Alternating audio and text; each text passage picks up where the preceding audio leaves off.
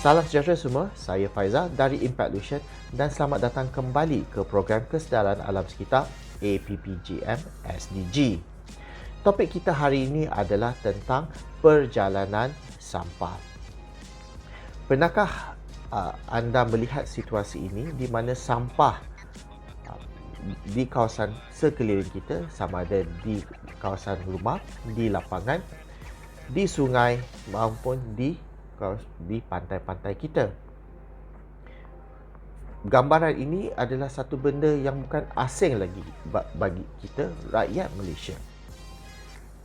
Sehinggakan situasi ini ada seperti satu benda norma di mana ia adalah benda yang selalu terjadi. Pernah tak kita bertanya sebenarnya apa terjadi kepada sampah-sampah kita yang dibuang? Nak tahu? Jom kita lihat perjalanan sampah. Yang pertama, sampah yang dibuang di rumah. Apa yang akan terjadi kepada sampah-sampah yang dibuang di rumah ini?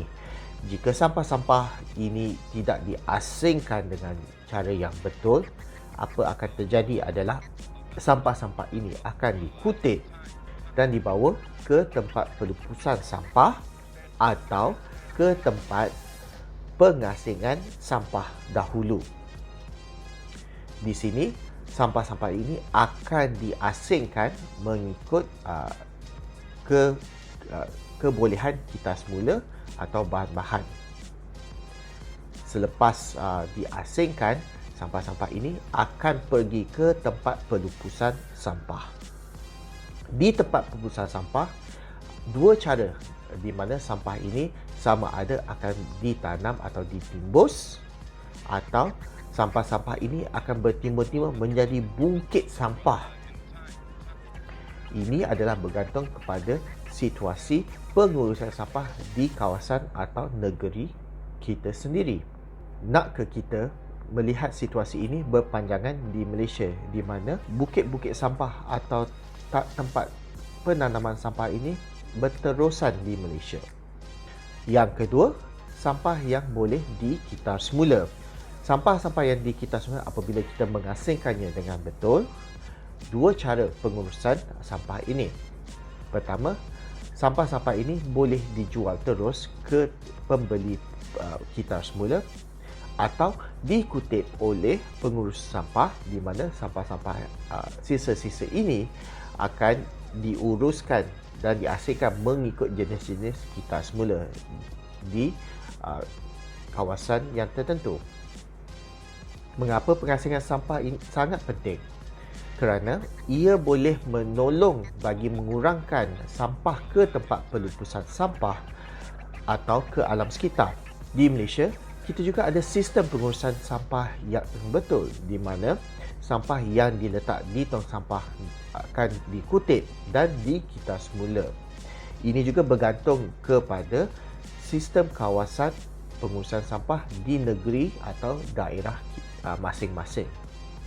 So ingat ya, sebelum kita membuang sampah, pastikan kita tahu siapa kontraktor atau konsesi yang mengurus kawasan kita dan apakah jadual pengutipan sampah-sampah mereka.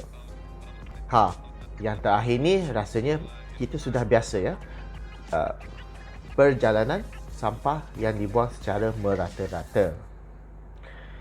Jika kita suka membuang sampah merata-rata, tidak kiralah di kawasan rumah, di padang ataupun di kawasan hutan ya, sampah ini akan dibawa oleh angin ataupun air hujan sehingga ia akan menjumpai longkang ataupun parit, di mana sampah-sampah ini akan dibawa oleh arus air sehinggalah masuk ke dalam sungai kita.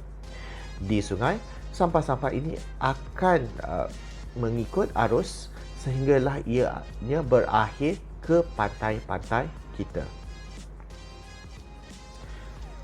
Lama kelamaan sampah-sampah ini akan berkumpul ya seperti ini, di mana sampah di laut bukan saja menjadi masalah dan ancaman kepada kita manusia, tetapi juga boleh mengancam kepada kehidupan lautan. Jika ada ikan yang termakan sampah-sampah ini, ikan-ikan ini boleh mati dan ia juga boleh mengancam sumber makanan kita. Jadi, janganlah kita membuang sampah merata-rata jika kita tidak mahu melihat situasi seperti ini berterusan. Sekarang kita sudah lihat ya tentang perjalanan sampah. Marilah kita mula kurangkan penjanaan sampah. Jika terhasilnya sampah, pastikan kita mengasingkan sampah dengan betul dan membuangkan sampah di tempat yang betul. Nak tahu bagaimana kita boleh mengasingkan sampah dengan betul? Jangan lupa ikuti episod kami yang akan datang di mana kami akan tunjukkan pengasingan sampah yang betul.